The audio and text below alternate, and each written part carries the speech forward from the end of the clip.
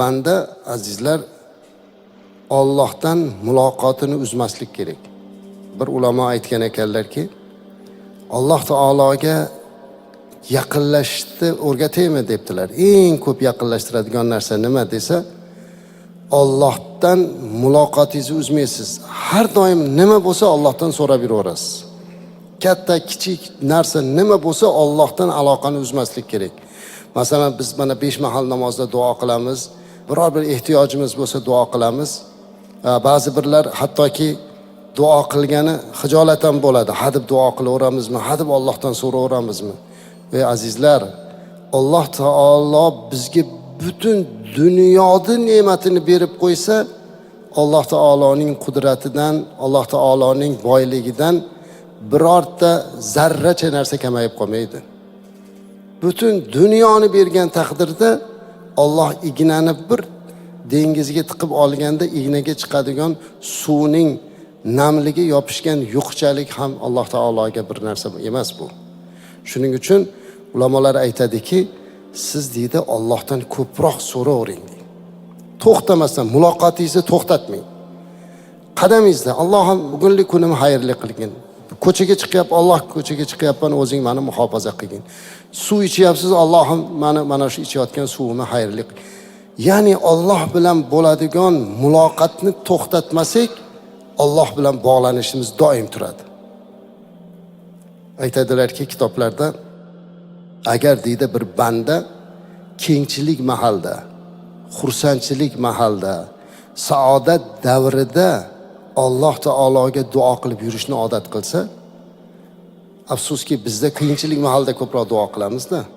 Musibat tushganda, qiyinchilik bo'lganda, zahmat tushganda darhol Allohni eslash duolar boshlanib ketadi.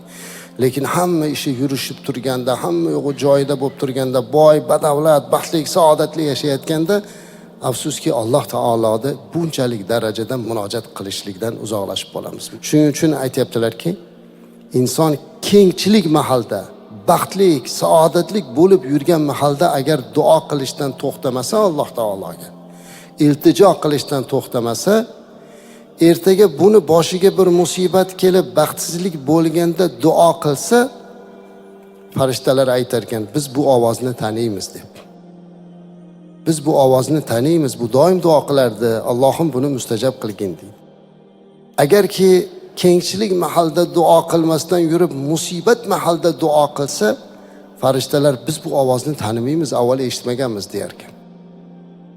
Shuning uchun ham azizlar, bu faqatgina juma kuni duo qabul bo'ladigan kun bor, shu kunigina duoda bo'lish kerak degan tasavvurda emas, balki har kunimiz, har soatimiz, har daqiqamizni Allohni eslab turishlikka, duoga, Allohga murojaatga bog'lashimiz kerak. Shunda biz Alloh bilan aloqamizni juda chiroyli yo'lga qo'ygan bo'lamiz. O'zingiz tasavvur qiling, bir odam hadeb sizga murojaat qilaversa, oldingizga kelaversa, qaraversa, hali odam bilan qadrdon bo'lib ketasiz. Doim ro'paringizdan chiqaversa, sizga yaxshi muomala qilaversa, sizga salom alaykum qilaversa, hatto bir narsa so'rasa berib yuborasiz ham, yaxshi odam emas. Alloh bilan bo'layotgan muloqotda ham uzmaslik kerak, murojaat qilaverish kerak. Katta kichik deb bo'lmaydi azizlar. Katta kichik deb bo'lmaydi. Alloh uchun nimani bo'lsa ham so'rash kerak. Bir narsa qoida bor. Hadisda keladi. Banda so'rasa g'azablanar ekan. Alloh so'ramasa g'azablanar ekan azizlar. Banda shunaqada 2 marta so'rasa, 3-inchisida jahli chiqadi. Lekin Alloh so'ramasa g'azablanar ekan. So'rash kerak. Nimani bo'lsin? Chunki biz Allohning irodasisiz nafas ham ola olmaymiz azizlar. Olayotgan nafasimiz ham Allohning irodasi bilan. Shuning uchun Allohdan so'rashdan to'xtamaylik. Ayniqsa xonadondagi ahliyalarimizga, ayollarimizga tayinlash kerak. Ba'zan shunaqa odatlari borki, farzandlarni hatto bir narsa desa ham o'la deydi. O'la degan so'zni ko'p ishlatadi-ku, o'lsin yoki bundoq.